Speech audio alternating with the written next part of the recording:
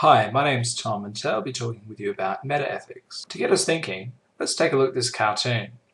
It shows some riders, military men, with large pikes and heads of people on the ends of them, probably enemies that they've killed.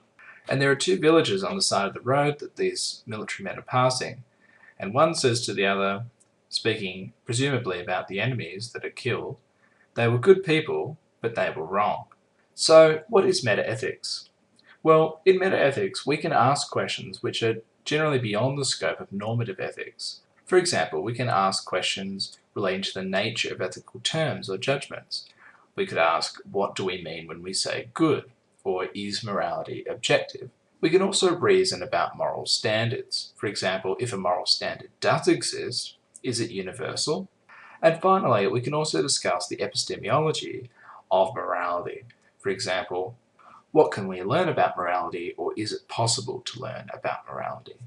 The most logical way to talk about metaethics is in terms of the different metaethical positions relative to two main viewpoints, and these are cognitivism and non-cognitivism. Cognitivism claims that ethical statements are propositions and can be either true or false. In the category of cognitivism, we have three main systems.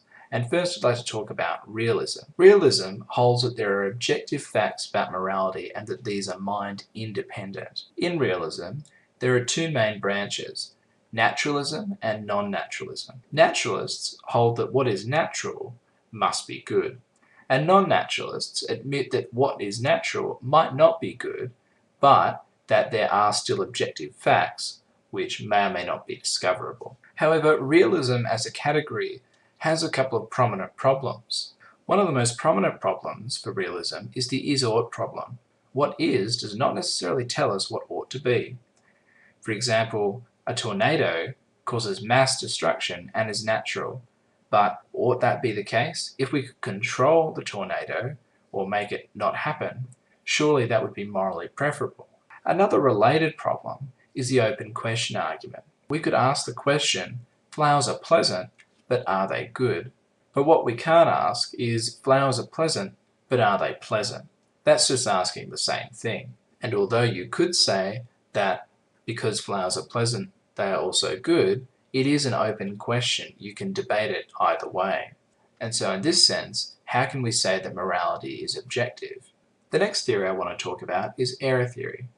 Error theory holds three significant principles. First, that morality does not exist. There is no right or wrong.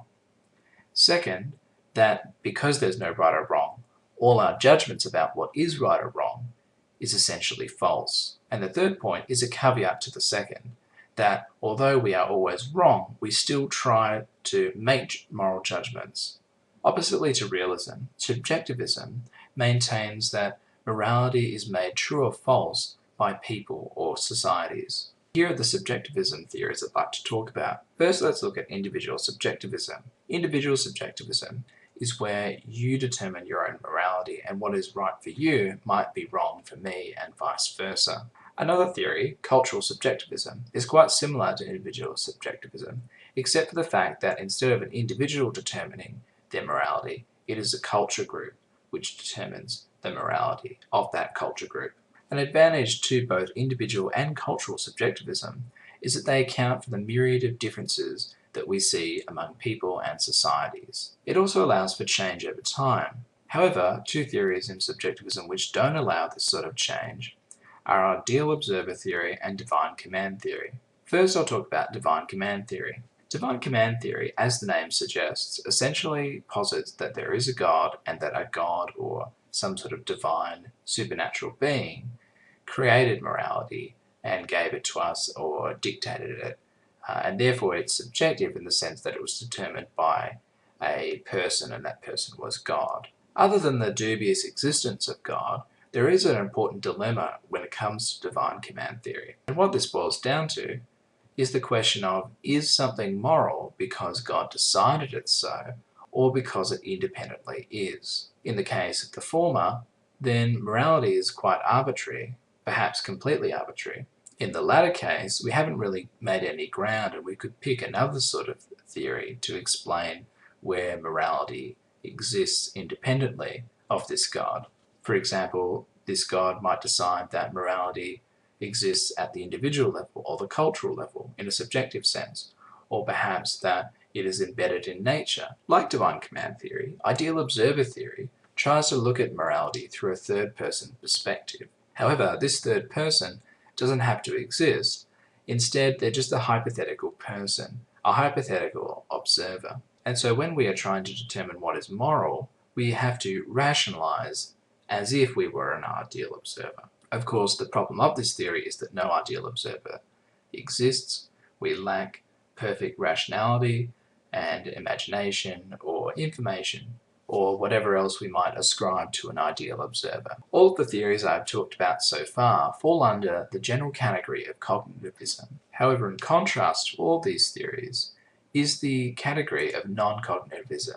Non-cognitivist theories hold that ethical statements are not propositions and therefore have no truth status. They can neither be true or false. I'll just talk about two of these non-cognitivist theories. One is called emotivism. Emotivism says that all ethical statements are essentially an expression of emotions. So an ethical statement, like lying is wrong, is really a statement which says, I don't like people who lie, or I don't like lying. Another non-cognitivist theory is prescriptivism. Like in emotivism, ethical statements in prescriptivism are interpreted as having no truth status, and instead, in prescriptivism, an ethical statement is prescribing action to the reader or the listener. For example, the ethical statement of lying is wrong is really a statement which says, do not lie. So now, having considered all of these metaethical theories, let's go back to those original questions which are introduced in the beginning. So what do we mean when we say good? Well, in realism, we would say that what is natural or otherwise preset is good. In other words, there is an objective good. In subjectivism, we would say that it's up to individuals or ideal observers or communities or gods for them to figure out what's good. And in non-cognitivism, we say there is no good. So let's move on to the next question. Is morality objective? In realism, yeah, it's either natural or preset. And then basically everything else is anti-realism. No, it's subjective, or morality doesn't exist. Is there a universal moral standard?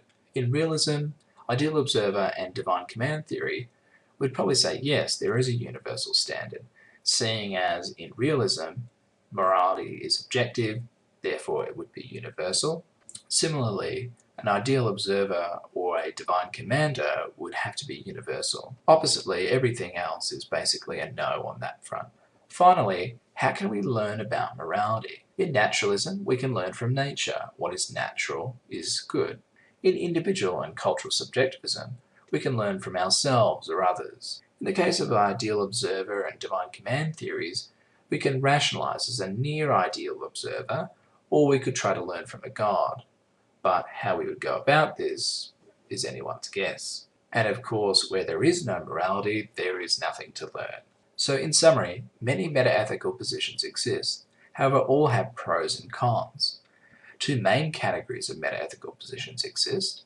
They are cognitivist, that ethical claims are propositions and can be true or false, and non-cognitivist, that ethical claims are not propositions and therefore have no truth status. Finally, some prominent problems exist for realism, that is the is-or problem and the open question argument. And there is also the problem for divine command theory, which is the Euthyphro dilemma.